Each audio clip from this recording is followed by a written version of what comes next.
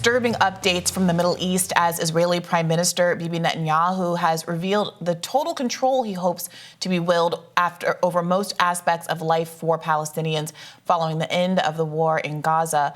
Per the AP, Netanyahu's plan calls for freedom of action for Israel's military across a demilitarized Gaza after the war to thwart any security threat. It says Israel would establish a buffer zone inside Gaza, which is likely to provoke U.S. objections. The plan also envisions Gaza being governed by local officials who, it says, would, quote, not be identified with countries or entities that support terrorism and will not receive payment from them. The plan comes as Israel is ongoing in negotiations with Arab neighbors, proxying for Hamas over plans to release hostages taken on October 7th before a planned Israeli invasion of the southern city of Rafah. Several news sources reported that the more than 1.4 million refugees in Rafah will be allowed to relocate elsewhere before the invasion, but that Netanyahu appears to be adamant in executing the assault on the city. Meanwhile, back at home, a State Department press conference devolved into laughter as Department spokesman Matthew Miller received some pushback over whether America can dictate terms to Israel over its actions in Gaza. One reporter quipped, "The U.S. won't tell any country what to do unless we invade them." Let's watch. You have so much leverage over the Israelis, and this is fundamental vision of the president. So you can use all the leverage you want, including weapons that you sell to Israel, to make sure that this plan is at least on the right path for implementation, considering we have short time between now and November. So one thing I will say about that people often tend to forget is that Israel, like other countries in the region, is a sovereign country that makes its own decisions. The United States does not dictate to Israel what it must do, just as we don't dictate to any country what it must do. We present what we believe are the. We present what we believe are the. Good one, Matt. We present. No, I mean, but come on, yeah. We present stand-up hour in the briefing room. Meanwhile, President Biden, while out on a trip for some ice cream, took a question from the crowd on a potential ceasefire, and here's what he had to say. Can you give us a sense of when you think that ceasefire will start, sir? Well, I hope by the beginning of the weekend. I mean, the end of the weekend. At least my national security advisor tells me that we're close. We're close. It's not done yet. And my hope is by next Monday, we'll have a ceasefire. So that was some news. There's a lot of news there. So with respect to the first part of this, Netanyahu stating, as he stated before, that he plans to have a buffer zone inside of Gaza, something the United States has already said that they do not support. And adding to that belief that there will be no self-governance of Palestinians. For all the discussion of the Israeli right to self-determination, it seems pretty clear that the Israeli government does not feel like those same rights extend to the people of Palestine, basically describing some sort of protectorate under which Palestinians live in Gaza for the foreseeable future. With respect to the population in Rafah, remember there were about 2.3 Palestinians in Gaza to begin with. About 1.4 have been now pushed down to the southern city, told that that was the last safe place for them to go as the evacuation efforts pushed them farther and farther and farther down. Now, Netanyahu has announced and is planning a ground invasion of Rafah with the expectation of an incredibly high death toll. He's saying now that they will be allowed to be moved elsewhere. The concern is that the elsewhere is out of Gaza entirely. And given that earlier this month, it was reported that Egypt is building a wall, a containment wall of some kind at Rafah on their side of the border, it seems to strongly suggest that a kind of ethnic cleansing campaign is afoot to push Gazans out of the territory. And if that happens, there's some really serious questions about if and when they will be allowed to return to their homes.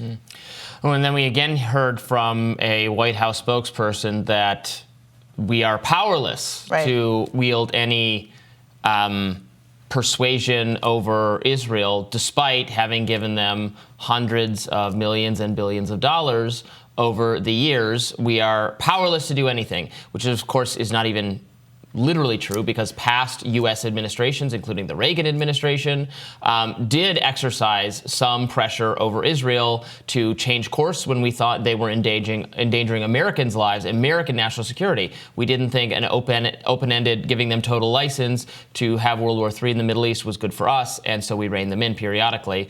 That doesn't happen anymore under President Biden, it doesn't happen. Yeah, the question was a very good and pointed one, specifically about the question of leverage. She used the word leverage and basically was asking, why is it that we aren't using the fact that we provide Israel with unprecedented amounts of aid in normal circumstances, much less these huge multi-billion-dollar aid packages that Democrats and establishment Republicans are agitating for in the moment, or the provision of weapons and military aid to say you have to follow our rules if you want our goods. And you saw there the spokesperson just largely laughed it off, so much so that someone else, another reporter in the crowd, said in response to him saying, in case you didn't catch it, what they were laughing at was another reporter saying, unless we invade them, in response to his claim that we don't have leverage over people, they're autonomous, they can self-govern. Oh, unless we invade them. And everyone's laughing, but it's a really dark, sadistic kind of laughter. We all know the extent to which the lengths America will go to exert its political will all across the world. And it is frankly laughable, but not funny. Yeah. Laughable, but not funny, that a State Department spokesperson would sit there and pretend to be impotent in America's ability to exert its political will across the globe. And now Biden signaling that perhaps a ceasefire deal might be back on the table. It sounded like a temporary ceasefire, a pausing of violence in order to rescue, release more hostages, do a kind of hostage exchange. No permanent kind of change to the situation along the lines of what Israel has said it would accept and Hamas has said it would accept. So nevertheless, it would be good to get even a brief window of peace if that results in the release of more hostages. Right. So as you know, we've discussed on this show, Hamas has put forward most recently a ceasefire deal that would result in the complete and total exchange of hostages in exchange for a permanent ceasefire. Israel has made it very clear that they don't believe they will accept any deal that results in them ceasing the siege on Gaza.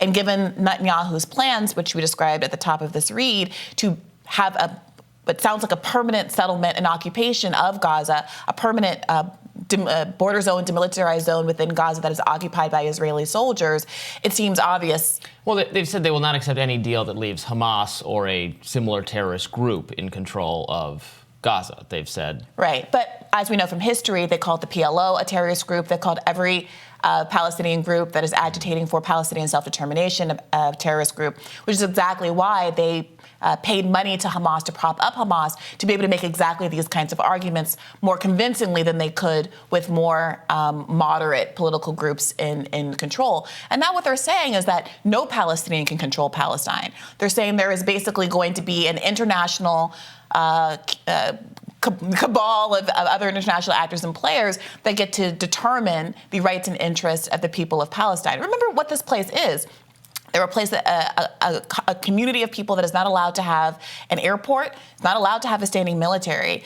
For all of the articulation of Israel's rights as a country to self-defense, it should really be underscored the extent to which Palestinians are denied the acknowledgement that they are even a country, largely because of America's vetoing and stepping in and interceding on behalf of Israel in the United Nations. The rest of the world wants to recognize Palestine in a way that the UN cannot because of America's veto.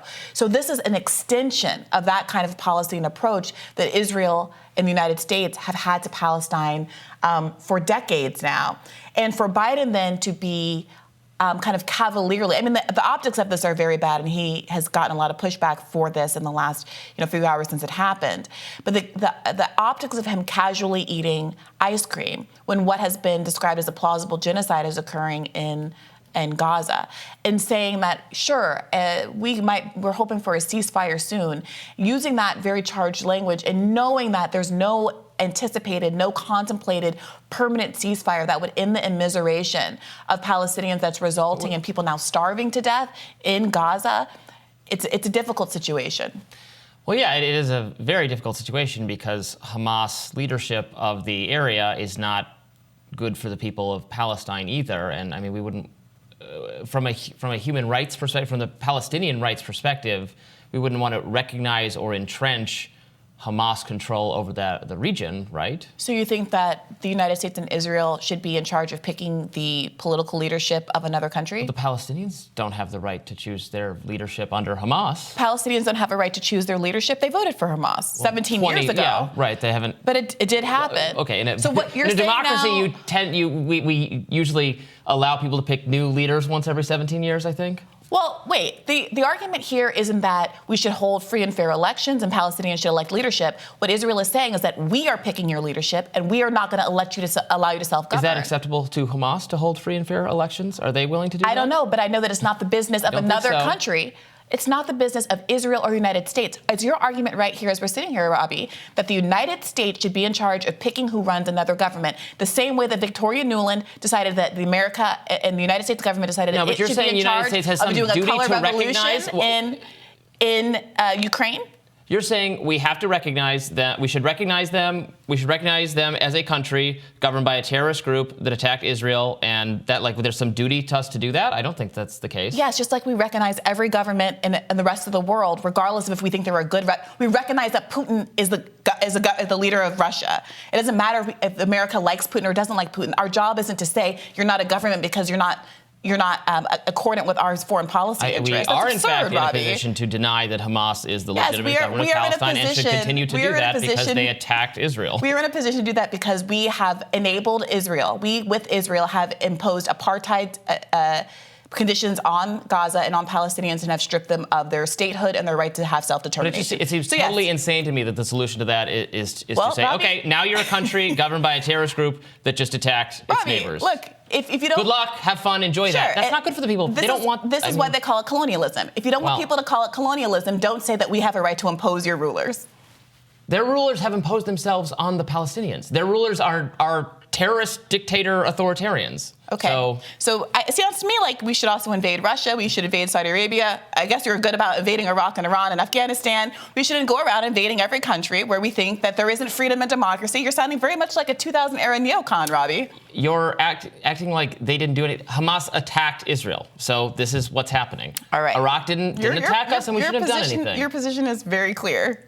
But for the rest of us, I mean, people who feel very differently. The shame about Iraq and Afghanistan was that invading them made the places worse off because they ended up getting even worse leadership. And 30,000 can't get a lot worse than Hamas. And 30,000 Gazans are dead because of Israeli and American bombs.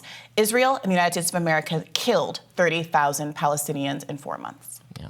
More Rising right after this.